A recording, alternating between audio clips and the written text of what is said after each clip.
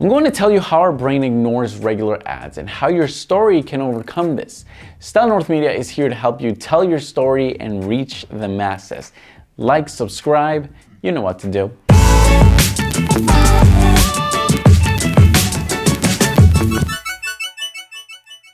I'm still doing the research, but my best guess is we see 300 to 700 marketing messages per day, including the ad overload we get from the internet and video gaming.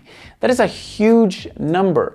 Paul Verna, an eMarketer senior analyst, said, "Ad blocking is a detriment to the entire advertising ecosystem. In the past, most of our interaction with ads was done while our brain had no specific task in mind. We were open for entertainment. Scanning through television channels is a good example of that. It means our brain is accepting the advertising content coming our way. While we are online, we are usually looking for something very specific. There's a task logged into our brain, and anything that comes in the way of that is a distraction." Optimal foraging theory. In this mode, our brain is constantly filtering out environment so that it can stay relevant to our intent. Make sense? It's why we ignore ad banners, pop-ups, and even messages appearing on our social feeds.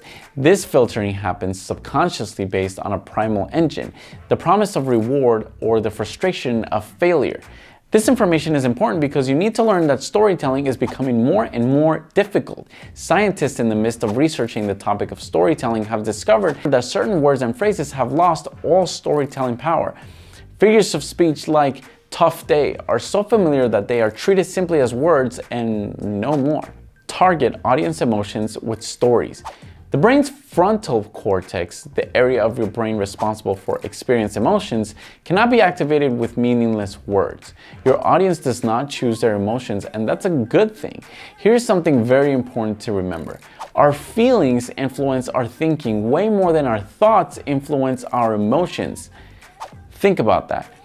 Keep this in mind while you are trying to tell your next story, produce your next video, or post something on social. Storytelling is one of the most powerful techniques we have as humans to communicate and motivate.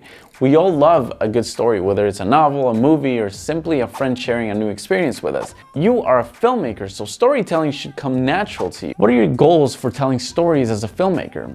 I'd love for you to tell me in the comments below. Here are some recommendations for January 2017. First is H&M's Come Together commercial directed by Wes Anderson starring Adrien Brody. This commercial has been out for a while now, but I've watched it several times. Take a moment to digest the commercial and understand what the brand was trying to accomplish through this story. And the second one is Buffer's study in the new Instagram Live feature and what we should expect.